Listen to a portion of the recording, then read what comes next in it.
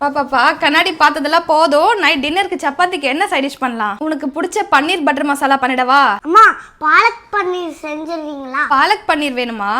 நல்ல creamy and டேஸ்டியான பாலக் பன்னீர் வாங்க எப்படி பண்ணுறதுன்னு பார்த்துடலாம். நல்ல ஃப்ரெஷ்ஷான பாலக்கீரையாக பார்த்து வாங்கிக்கோங்க. அதோட தண்டெல்லாம் கட் பண்ணிவிட்டு அந்த இலையை மட்டும் எடுத்து நல்லா வாஷ் பண்ணிக்கோங்க. ஒரு பாத்திரத்தில் கொஞ்சமாக தண்ணி கொதிச்சதும் அந்த கீரையை சேர்த்து ஒரு 2 நிமிஷத்துக்கு அப்படியே வேக விடுங்க. 2 நிமிஷத்துக்கு அப்புறம் அந்த கீரையை எடுத்து நார்மல் வாட்டரில் சேர்த்துருங்க. தண்ணியை ஃபில்டர் பண்ணிவிட்டு அந்த கீரையை மட்டும் ஒரு மிக்ஸி ஜாரில் சேர்த்துட்டு கூடவே 4 முந்திரி பருப்பை சேர்த்து நல்லா பேஸ்ட்டாக அரைச்சிக்கோங்க. ஒரு கடாயில் 3 ஸ்பூன் ஆயில் அப்படி இல்லைனா பட்டர் சேர்த்துட்டு பட்டை கிராம்பு போட்டு தாளிச்சதுக்கப்புறம் பொடியாக நறுக்கின 2 பெரிய வெங்காயம் கூடவே தேவையான உப்பு சேர்த்து நல்லா வதக்கிக்கோங்க. இது கூடவே 1/4 ஸ்பூன் இஞ்சி பூண்டு பேஸ்ட் பொடியா நறுக்கின ஒரு தக்காளியும் சேர்த்து நல்லா வதக்கிக்கோங்க. இது கூடவே 1/4 ஸ்பூன் மஞ்சத்தூள், 1 ஸ்பூன் மிளகாய்த்தூள், 1/2 ஸ்பூன் கரம் மசாலா, 1 ஸ்பூன் மல்லித்தூள் சேர்த்து நல்லா கலந்து விட்டதுக்கு அப்புறம் அரைச்சு வச்சிருக்க கீரையை சேர்த்துட்டு கூடவே 1/2 கிளாஸ் தண்ணியை சேர்த்து நல்லா கலந்து விட்டுக்கோங்க. இந்த ஸ்டேஜ்ல உங்ககிட்ட ஃப்ரெஷ் கிரீம் இருந்தா சேர்த்துக்கோங்க. அப்படி இல்லைன்னா 1/2 கப் தயிர் சேர்த்து நல்லா கலந்து விட்டுக்கோங்க. கீரையோட பச்சை வாசனை போனதுக்கு அப்புறம் 1 ஸ்பூன் சுகர் சேர்த்து நல்லா கலந்து விட்டு எண்ணெய் பிரிஞ்சு வந்ததுக்கு அப்புறம் பன்னீர் கியூப்ஸை சேர்த்துட்டு லோ ஃப்ளேம்ல ஒரு 5 நிமிஷத்துக்கு நல்லா கலந்து விட்டு சர்வ் பண்ணீங்கன்னா ரெஸ்டாரண்ட் ஸ்டைல்ல நல்ல டேஸ்டியான பாலக் பன்னீர் ரெடி. சப்பாத்தி, பரோட்டா,